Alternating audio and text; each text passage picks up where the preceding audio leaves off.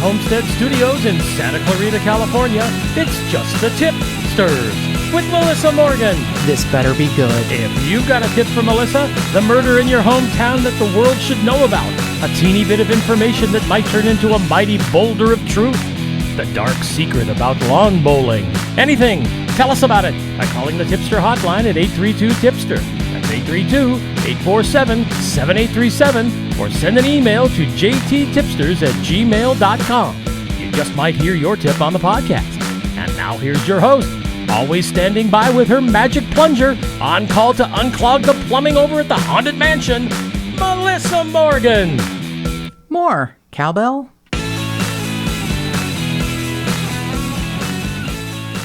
I don't do plumbing, so that's off my CV. I think the kids call it a resume. Yeah, I don't. You should take that off. Take that off the of the curriculum vitae or whatever. You need someone. Curriculum vitae. There we go. I feel like someone needs to perhaps check my Wikipedia page, because I have never.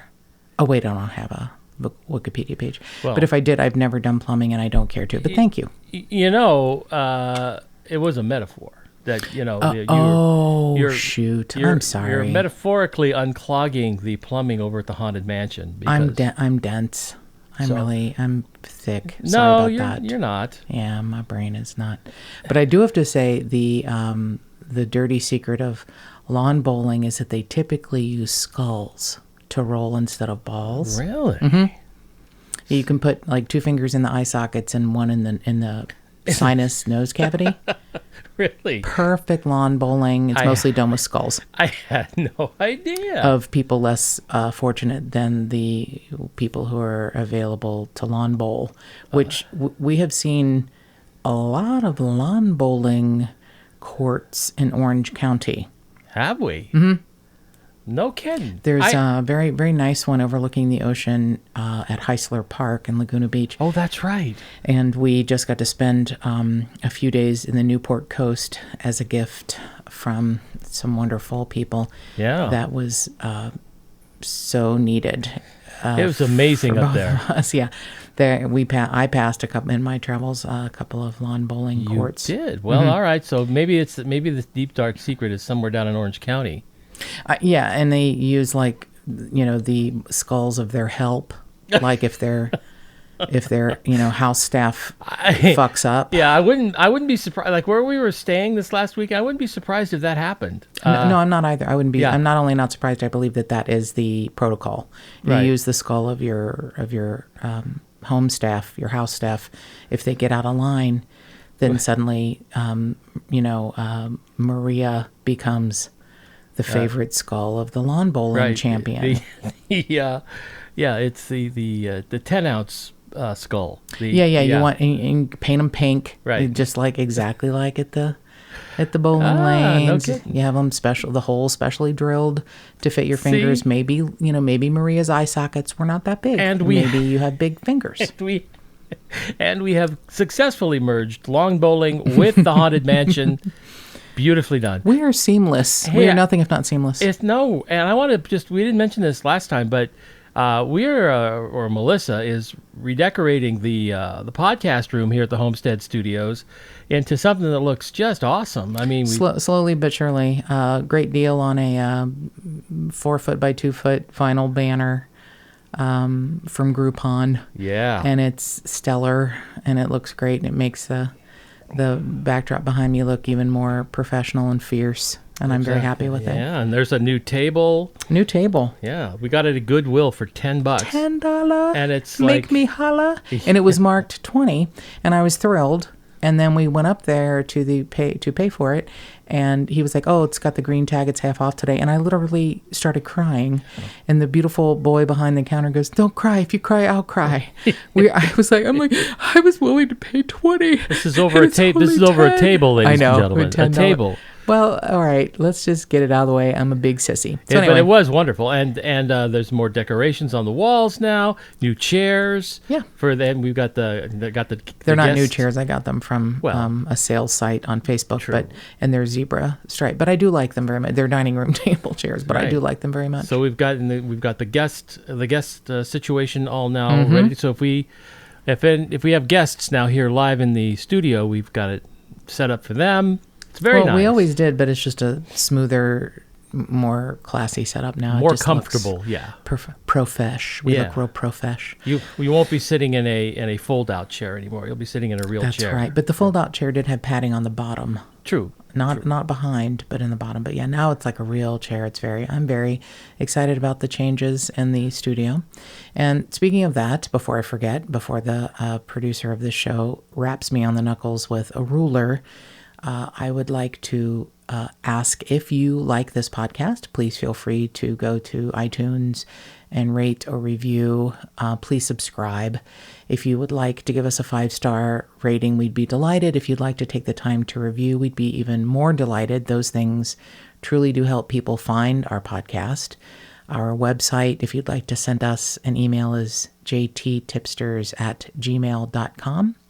Our phone number here, if you have a tip that you don't feel comfortable calling into the police, please know you can call us, and we will always keep it anonymous because we have no choice. We don't know who you are when you call. It's 832-TIPSTER. That's 832-847-7837. So I wanted to say... Damn, I had my ruler all ready to wrap your knuckles with. And it's a metal ruler, too. It actually stings real bad. I wanted to say a thank you to Tipster Lisa, who won the contest. She was right, I couldn't believe how fast she answered. So I put it out on all the social media platforms. The contest was to win these amazing iron-on patches from Hexbell. Hexbell has an account on Instagram, and she does these exquisite, embroidered iron-on patches of serial killers. I know she might be my child, but she also makes beautiful enamel pins, like lapel pins, also of serial killers. But so Lisa won Tipster Lisa won a Ted Bundy, a Pogo the Clown iron-on patch, and a Henry Portrait of a Serial Killer. Yeah, iron-on patch. Those are, and I have them on one of my jean jackets, and they're, I am not real accomplished at most things, and I was afraid you'd have to sew them on, and I thought, well, this will be bullshit. But it was just ironing, and it took me seconds, and they are firmly affixed, and they're such great quality. I'm always so happy. We've had a few stumbles here when I've ordered things. I've been like, well, that didn't turn out the way I wanted it to. But quite honestly, the items that we have, we don't sell anything. We haven't sold anything, but we have them as swag for our, listeners and our Patreon subscribers. And we just keep getting new great things in, which I know that producer Mark will tell you about in just a second. But I'd wanted to say a special thank you because I'd missed thanking them last week. Tipster Charlotte is a Patreon member now. She's a true tipster. Tipster Ann is a dedicated detective. These are the levels on Patreon. And this week, Tipster Kathleen and Tipster Mona came in at the highest level as Tipster Unicorns. And they've definitely both been unicorns their whole lives, but they're definitely Tipster Unicorns now. And we thank them all. Thank them so much. And Tipster Lisa, the contest was what case was based, that Christopher McQuarrie and, who was the other person who helped write Usual Suspects? The director. Oh, I don't know. Can't think of his name. It's two of them wrote. Christopher McQuarrie was a screenwriter, and I can't remember the director's name of Usual Suspects, but they kind of co-wrote it together, and they based the character of Kaiser Soze on John List, who is that's one of those cases that will stick with me for life. The man who, killed his entire family, mother, wife, and kids, and laid him out in the ballroom of his giant mansion that he could no longer afford. Yes. Because he was uber religious, saying that, that God told him that, his family would not want to live in poverty because he didn't have a job. So they'd want to just die in their youth. Yeah. So anyway, Brian Singer was the Brian Singer. yes. Thank you, Brian Singer and Christopher McQuarrie. Co-wrote that screenplay, and Kaiser Soze is based on John List, which I was like, wow, what? I didn't know that, but Tipster Lisa did. So I hope she got her items. I haven't heard from her, so I hope she got them in the mail. So I know producer Mark probably wanted to mention the levels of the Patreon, or did you not? Yes, no, I do. I would like to make sure that if you want to, dear Tipster, if you want to become a patron of the podcast, all you need to do is go to Patreon, patreon.com/Just the Tipsters, and you can become a patron of the podcast. And there are 4 levels. Level 1, or Tier 1, they call it, Basic Bishes. Tier 2, Dedicated Detectives, and that's Tier 1 is $2 to $4 a month. Dedicated Detectives is $5 to $9 per month. Tier 3, $10 to $19 per month. That is the true Tipsters level. And then finally, if you want to contribute $20 or more per month to patronize the podcast, that's the Tipster Unicorns level. And again, that's $20 or more per month. And you just subscribe. And at the level that you want, at the tier that you want, and then we'll send you an email and give you the options of some of the nice stuff you can get. We got tons of different things, so we hope you can do that. And in any event, we thank all of you for listening. Yeah, we are really blessed, and we had a small get-together of the Orange County chapter of the True Crime Murder Mavens when we were in the Newport Coast, and Tipster Charlotte got all of her beautiful friends and family together. Tipster Rachel, tell Tipster Gail that the beautiful tulips that she gave me are actually blooming, which is rare because most everything I touch turns to compost, and these tulips are gorgeous. Tipster Stephanie, Tipster Patty, Tipster Aunt Kathy. I think I got everyone. They're just amazing group of women, and we had such a blast, and producer Mark made enchiladas. So I wanted to start the last episode of the month with a quote that I think will hopefully tie this all together. This is a different type of episode because it's not going to be really about one case. There is one case mentioned, but this is about all cases, and this is an important feature that I think we need to talk about. But the quote is from the, prodigious serial killer H.H. Holmes, who said, "I was born with the devil in me. I could not help the fact that I was a murderer, no more than the poet can help the inspiration to sing." Ooh. Yeah, it's a great quote. It's a great quote. Just sent a chill down my spine. Exactly. And he's, validating his own awful behavior. H.H. Holmes, of course, built the hotel for the what was the World's Fair, I guess, and killed a bunch of his, you can check out any time you like, but you can never leave. I've never heard of him before. Oh, it's pretty big. Wow. You need to look into that because it's pretty big case. But yeah, he was born with the devil in him. Yeah, no, that's not good enough. HHH. So, Triple H. So what we're talking about is this week, pretty big news in the DNA world. So BuzzFeed, God bless them, pro and con, did an interview with the managers of GEDMatch, talking about a case in Utah where an elderly woman was playing the organ at her Church of Christ of the Latter-day Saints in Utah, and someone approached her from behind and strangled her. She didn't die, and she wasn't raped. However, law enforcement used GEDMatch to find DNA around her neck of the person who attempted to strangle her and located a 17-year-old male who was arrested for a violent assault and attempted murder on this woman. Now, she was mortally afraid that this person would come back. She had no idea who it was. She, was from behind, and she's playing the organ for her church. She's practicing the organ for her church.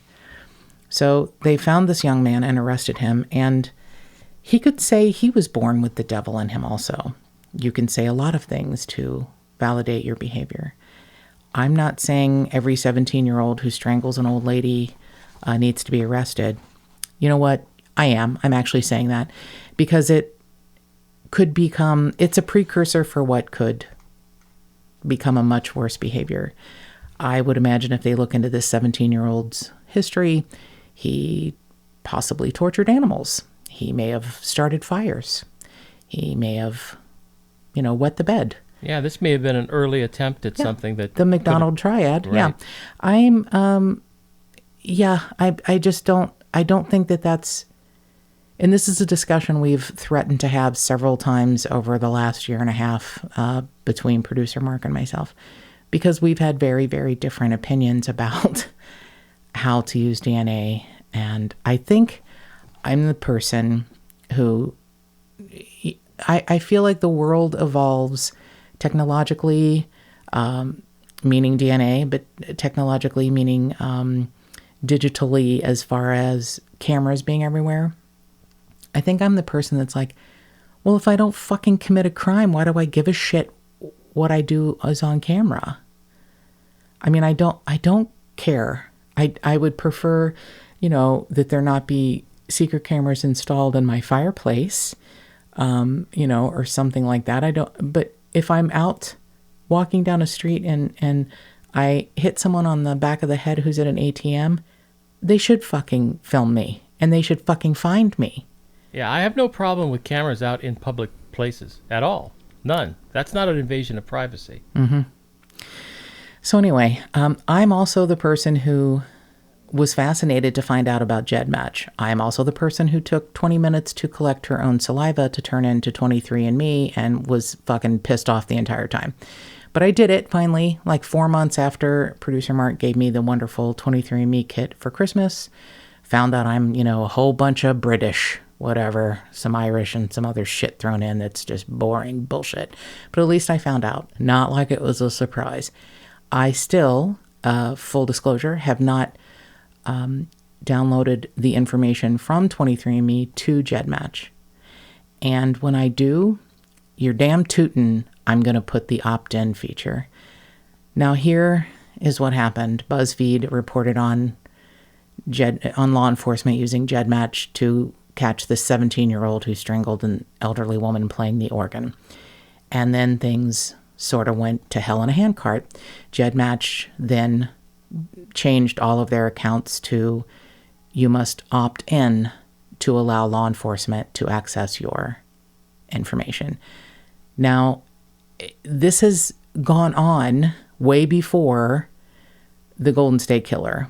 Nobody believes that or knows that, but it actually helped catch a serial killer in Arizona that Colleen Fitzpatrick had been working on. And this was before the Golden State Killer. I believe I still am often fascinated by what cases capture the attention of the public. And I get it. The Golden State Killer, a decades-long, case involving rapes, home invasions, and murder, and probably more than we'll ever know.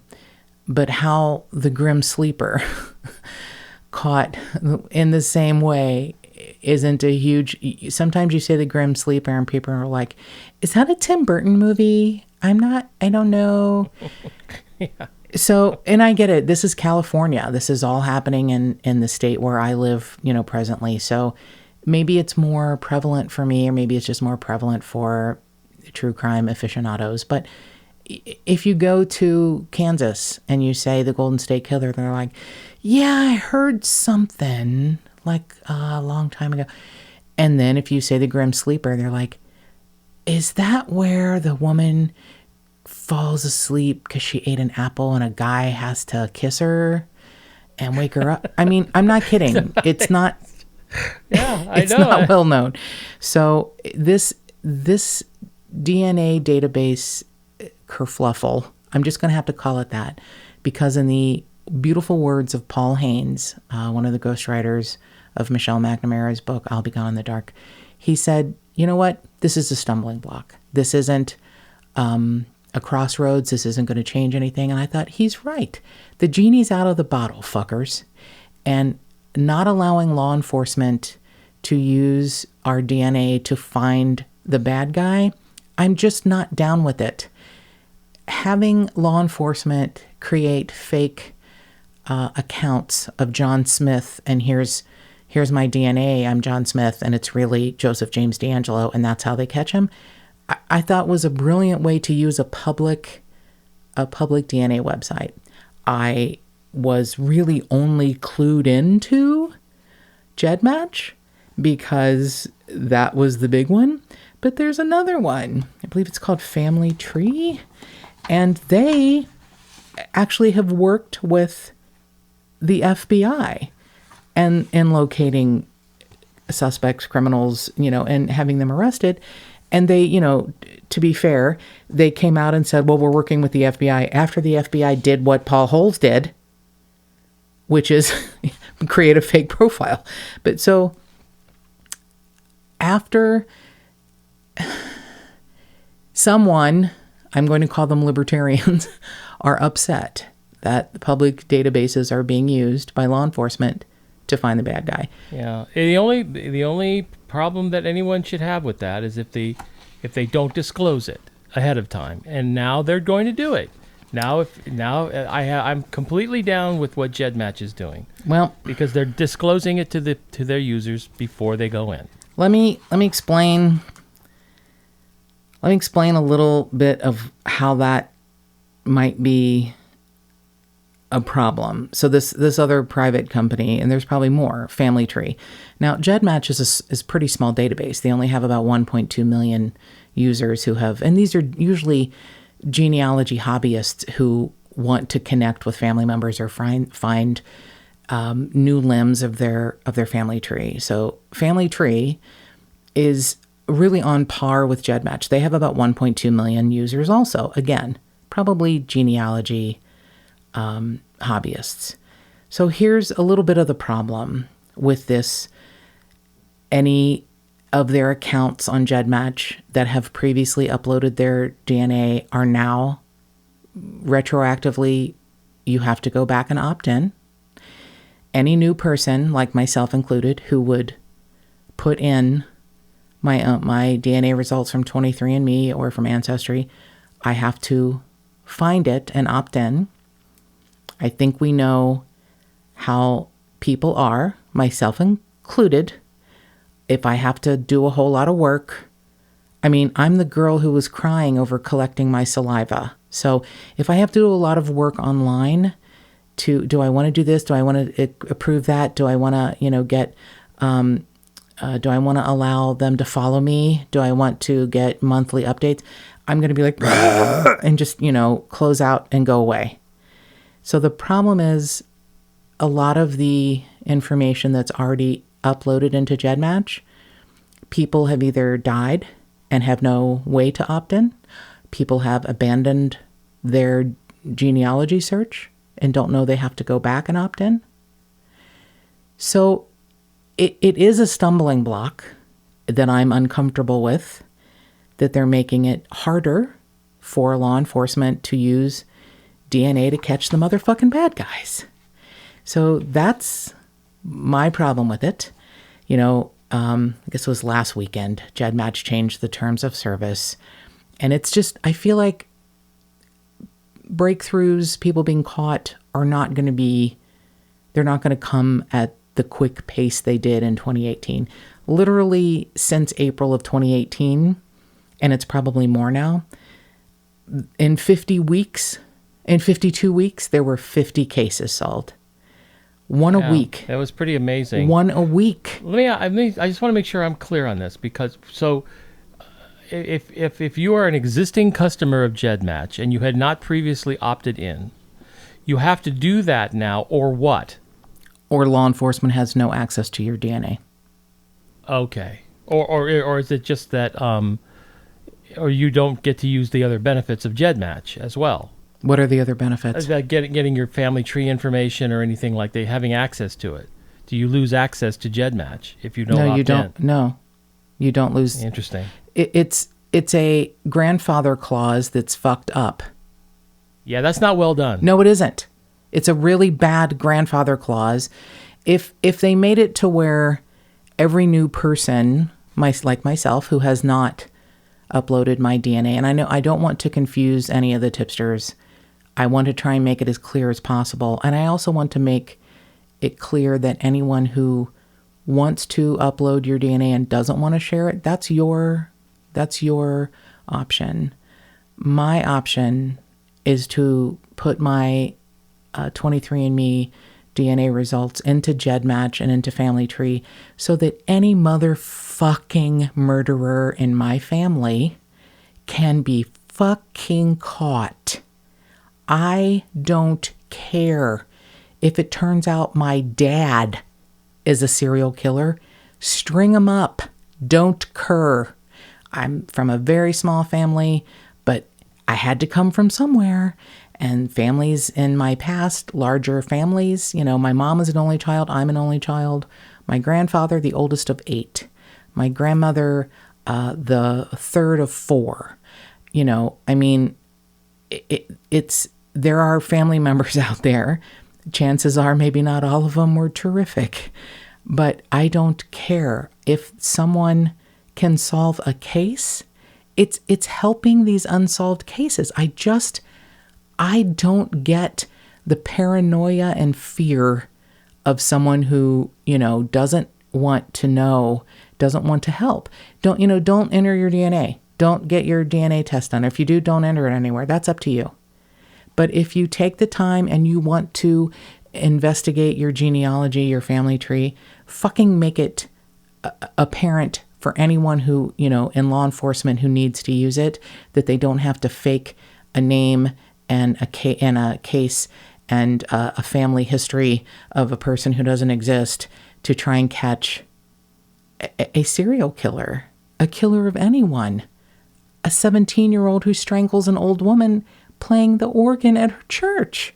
I don't understand. And I know producer Mark probably has valid points on our freedoms and our liberties and how, we can't let the government blah, blah, blah.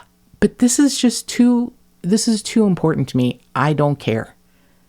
There are ways for you to protect yourself if you think that entering your DNA is going to make, the government know who you are and know that your 7th cousin twice removed had cancer. And so they're now going to deny you any sort of medicine that you might need because you're going to die anyway. We're all going to die. But hopefully we're not going to die at the hands of a serial killer. Well, there are other arguments, but the main one being, that if I'm arrested because somebody I don't know, a distant relative, put their information into a DNA database, is that an unreasonable search and search? Is that an unreasonable search? Because I didn't consent to it. There's some interesting points, but I have to say, here on this particular one, I don't see a lot of problems with it, libertarian problems with it, or civil liberty problems with it, as much as some of my more strident libertarian buddies do on this particular issue, because you pretty much made the arguments. It's your blood. It's out there. I don't know. It's your blood. It's your spit. It's your whatever. And if you don't want it, listed in a database for genealogy hobbyists who may fucking crack a case on your family's head, don't put it out there. If your family puts it out there, I guess what you are then is fucked, my friend. Don't kill people. How about that? This topic makes everything in my body boil, not just my blood, but it makes every liquid, any part of my DNA boil over. And I understand what you're saying, but as far as illegal search and seizures, producer Mark, the law enforcement is able to get your DNA from your fucking garbage can.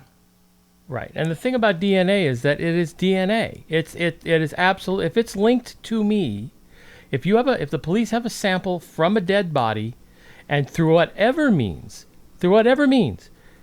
you find another piece of DNA at the end of the tunnel that exactly matches that DNA, and it's my DNA, You can't. That's not arguable to me. That's what makes this different than a normal argument about unreasonable searches. Yeah, this is not an unreasonable search if a law enforcement has connected you the hard way through good old-fashioned shoe leather to a case, and they find your, snotty nose tissue a la Joseph James D'Angelo in your garbage can, or if they find your shitty diaper in your assisted living, facility when you're older, a la a person who was not the Golden State Killer. I don't give a shit. But it, instead of having to wait until you're 85 and you're in your shit diaper in your assisted living, facility, if your fourth cousin twice removed put in her DNA and it's it takes weeks to fill out, maybe months to fill out a family tree and catch you faster than the years it might take with good old-fashioned shoe leather and narrowing it down and getting your, crust of pizza from John's Incredible Pizza, like the Grim Sleeper, or getting your goddamn dirty nose tissue out of your garbage can in Citrus Heights, like the Golden State Killer. If you can solve a case faster, or even potentially keep a monster from doing it again, how can anyone argue this? There's no argument. I know you're going to disagree, Producer Mark, but there's no argument in my mind. If you can stop a monster from killing someone else because some sweet genealogy hobbyist put her DNA into GEDMatch or Family Tree, then fucking do it. There's no argument for me. There's just no argument for me. No, I'm with you. I'm sure there are better people to argue the other side, but I don't really see a problem with it. Just because DNA is DNA. And if the DNA on the dead body is my DNA, regardless of how you prove that, then it's pretty, Yeah, pretty clear. I don't find a civil liberties issue here. I just don't. Don't kill people. And then if your cousin puts her DNA in the database and you're found and you're not a murderer, then you're fine. Don't kill people. I mean, maybe it's going to, spur on a new business where you can change your DNA. They can, insert something into your veins and change it. Maybe, it'll help commerce to help assholes be able to murder more. Somebody's working on that right now. Probably. I'm quite sure of it, and it makes me vomit. But, I just... All right, so Roberta Estes, who's a genealogist who, puts a lot of work into finding the bad guys, said that this is a huge blow to law enforcement.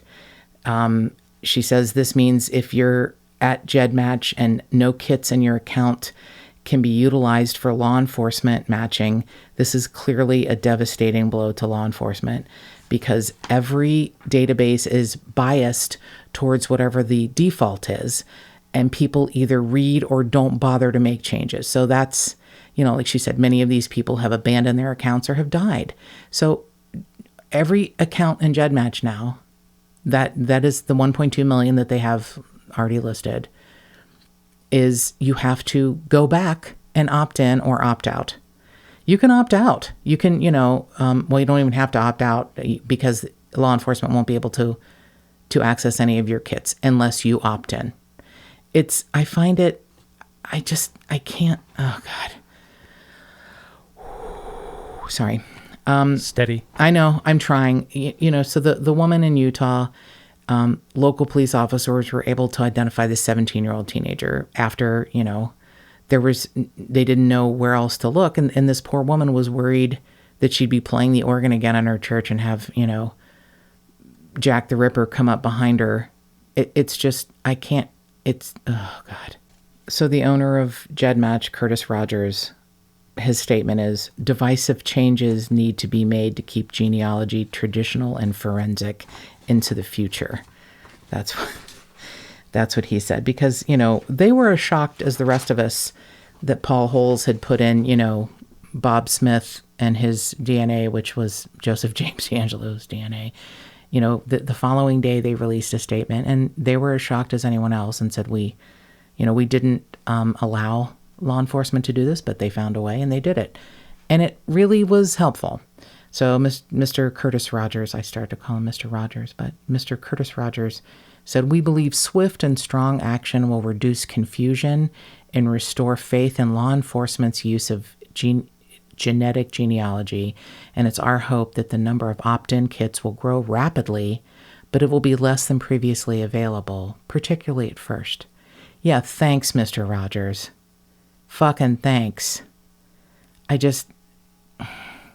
I'm guessing he probably had a lot of pressure to come up with some sort of a solution. His attorneys, his legal counsel told him he had to do something to avoid getting sued.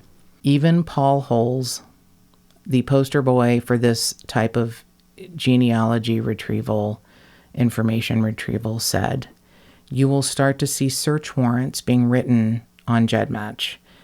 If cops must obtain a warrant, they must also seek court orders to get access to the much larger DNA databases operated by the industry's bigger players, Ancestry and 23andMe, and they have said they oppose their customers' data being used in this way."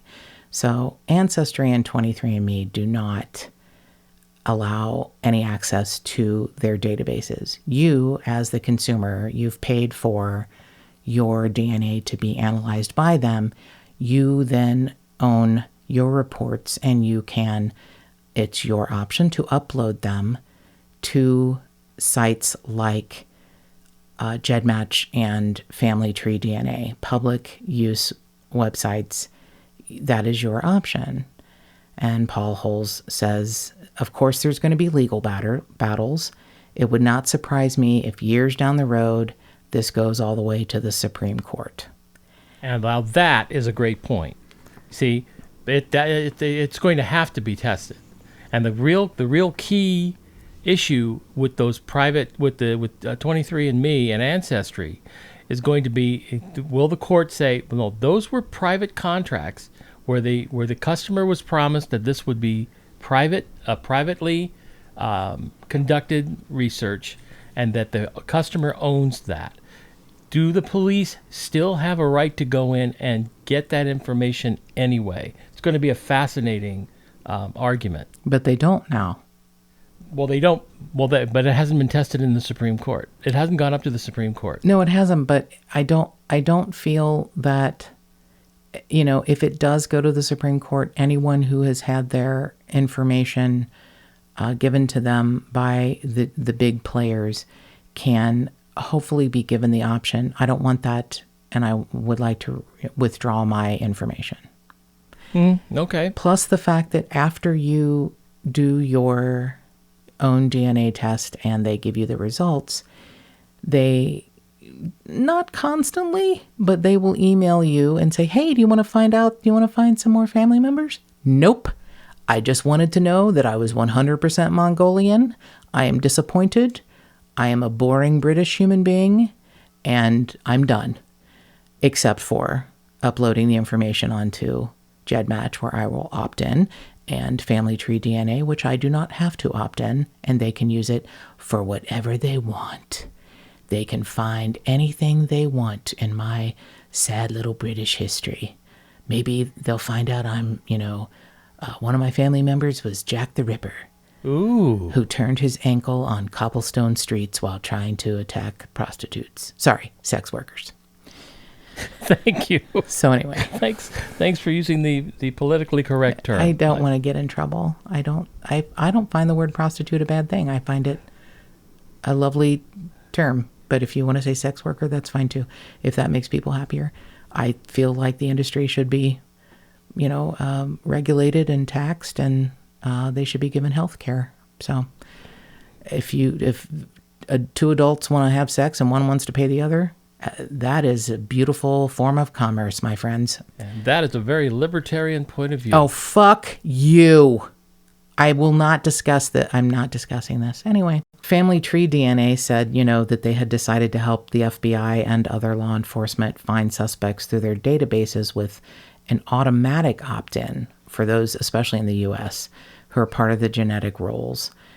Family Tree said that they'd made that decision only after the FBI had already been using the service. So, family tree DNA, it's like if you upload, it's a public database, but if you upload your DNA, you have automatically opted in to let law enforcement utilize your information to find, other people that may be not as good as you.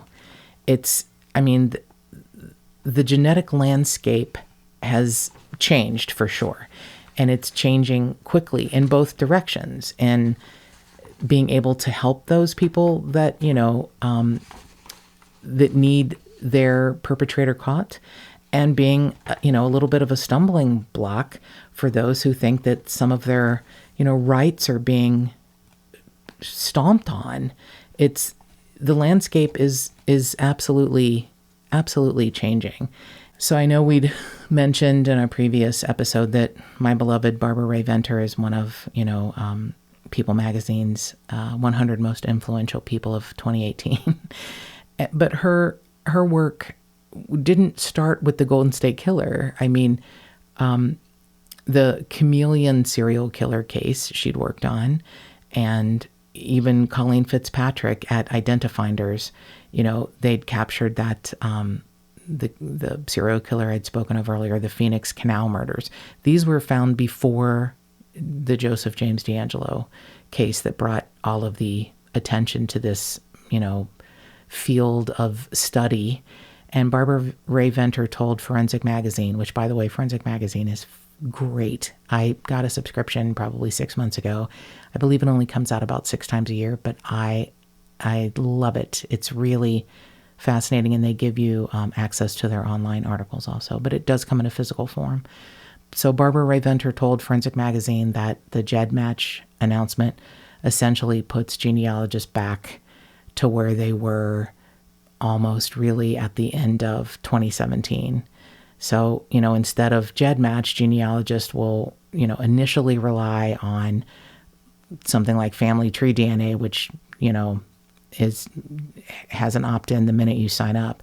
But they also, family tree DNA allows both Y-DNA for patrilineal and mitochondrial DNA testing, which is the matrilineal. So a lot of, like GEDMatch doesn't allow the patrilineal. So what you find with GEDMatch, their database is mitochondrial DNA, so anyone related to the mother. But the family tree DNA allows both the patrilineal and the matrilineal. I know I don't want to be confusing, but allows anyone looking to be able to find your father's side of the family as well as your mother's, which is, they always say that the mitochondrial DNA is more, for some reason, more rich as far as information, but having ability to find both, maybe more people will just head over to family tree DNA, and GEDMatch will either catch up or they won't. And, Curtis Rogers saying, oh, we hope that it'll, people will opt in sooner rather than later. Ms. Estes mentioning that people don't really want to pay attention and go back and, redo it or pay attention to begin with. Or, I just... Sorry, taking a deep breath. Easy does it. I know. And the people within the sound of my voice, if you do not want to opt in with your DNA, that is absolutely your choice. Don't get your DNA test results, or because if you're afraid that someone will have access to it, even just getting the results, don't do it. Or if you have your results and you don't want anyone in law enforcement to have access, don't, upload it to Family Tree DNA, opt out or do nothing to opt in at GEDMatch. But if you do, use every chance you have if you want to do this. Use every chance you have to make things easier for law enforcement. And I'm still a big believer that most cases are solved with good old-fashioned shoe leather. But with the world changing as quickly as it is, shouldn't we all consider being on board to catch the bad guys? And more cowbell. And remember, if you've got a tip, Give us a call at 832-TIPSTER. That's 832-847-7837. Or send an email to jttipsters@gmail.com.